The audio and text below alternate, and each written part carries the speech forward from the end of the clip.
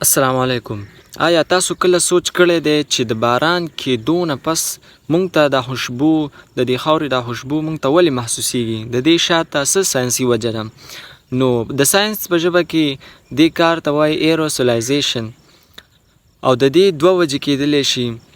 اولنۍ وجه دا ده چې کوم پلانټس دي، بوټي دي، دا یو تیل خارجي چې هغې ته وایي پیټروکور، او دغه تیل چې دی په وچ موسم کې دا ځمکه او چټان دا ټول ځان طرف ته جذب کړي او دا په دې کې پریزنټ وي.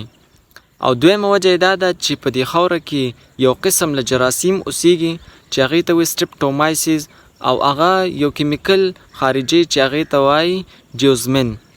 نو په خاوره کې دا پیټریوکور د بوټي تیل او دا جیوزمن د جراثیمو کیمیکل دا دواړه پریزنټ وي، موجود وي. چې کله باران وشي نو دغه باران چې دی د ځمکې د پاسه داسې ببلز شانتې پوښنۍ جوړوي، او دغه پوښنۍ چې دی نور څاڅکي کېږي کله د باران، نو دغه پوښنۍ چې دی ماتیږي. نو د دغه پوښنو د ماتېدو سره چې دی په دې ماحول کې د دغه کیمیکلو او د دغه اویل چې کوم د بوټي تیل دي د دغې دا خوشبو چې دی په دې ماحول کې خوره شي، ځکه چې څاڅکي هم ډېر زیات وي، او بل دا چې زمونږ دا دماغ هم ډېر سینسیټیو دی د خوشبو طرف ته.